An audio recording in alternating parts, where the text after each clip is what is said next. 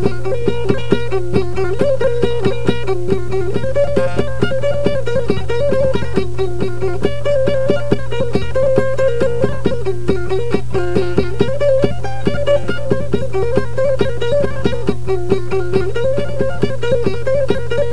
is now almost 10 years after the final peace agreement was signed by the government of the Republic of the Philippines and the Moro National Liberation Front. Till now, nothing significant has ever happened to the bangsamoro. Wherever in Mindanao you go, you can only see the same faces of grinding poverty, misery, hopelessness, and continuing oppression.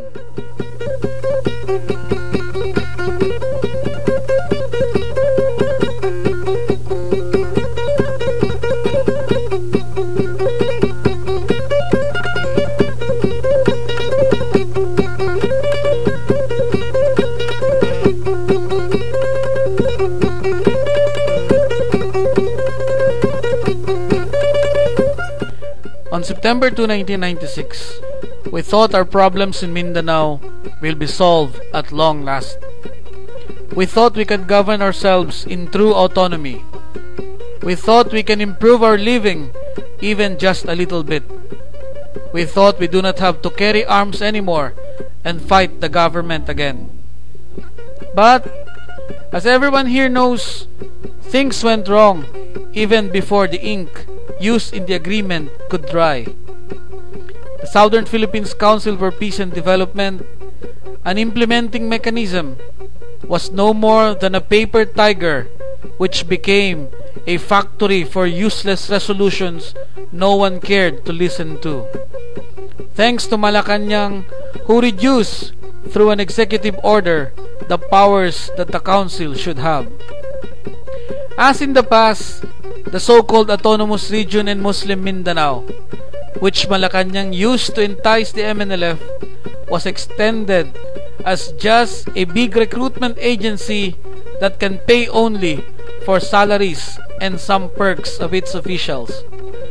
ARMM officials, to include senior MNLF officials, were reduced as beggars in Malacanang and Congress.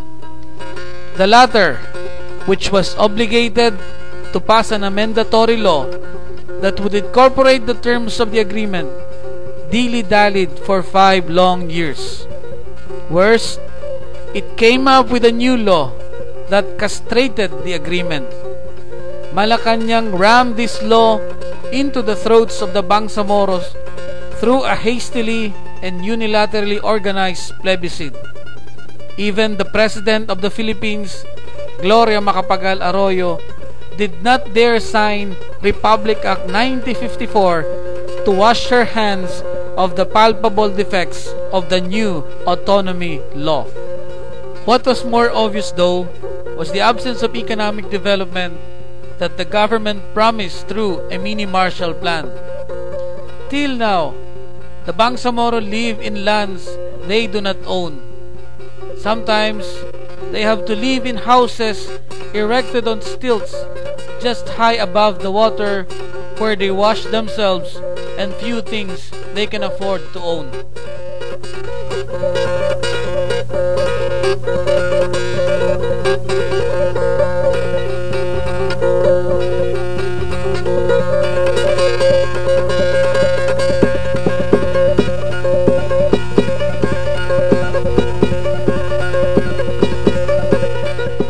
When they are on land, they can hardly afford houses decent enough for human beings.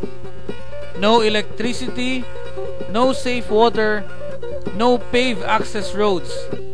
In short, less of everything, especially food for daily survival.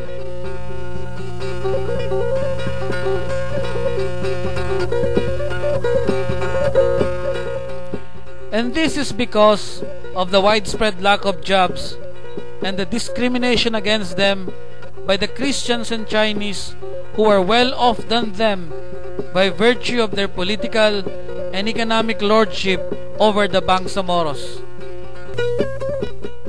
And yet, in spite of these very obvious faces of widespread poverty among the bangsamoro, the Philippine government still has the gall to proclaim and ultimately deceive all and sundry that it has improved the economic welfare of the bangsamoro. Even the donor countries have joined in this chorus when in fact they have just spent peanuts for the bangsamoro. Most of the much heralded projects just became white elephants that benefited only the contractors and aid workers whose unwarranted salaries ate up the biggest chunk of so-called official development assistance. The fighting did not end. In year 2000, barely 4 years after the signing of the final peace agreement, the armed forces of the Philippines launched an all-out war against the bangsamoro. It used even the MNLF integris to fight against their own brothers in faith. Surprisingly, the armed forces of the Philippines also attacked an MNLF camp in a town in Maguindanao, killing in the process the son of an MNLF state chairman. That was, after all, a prelude to what it would later do to its own partner in peace, Professor Nur Miswari. With Miswari still in jail and the bangsamoro at their height of frustration with the government, the sons and daughters of the valiant Moro Mujahideen have no more option but to continue the struggle of their forebears through the barrel of their guns. Deceit, lies, and treachery have characterized all the peace process. In the long run, it is the bangsamoro that is weakened by machinations and the divide and rule policy of the Philippine government.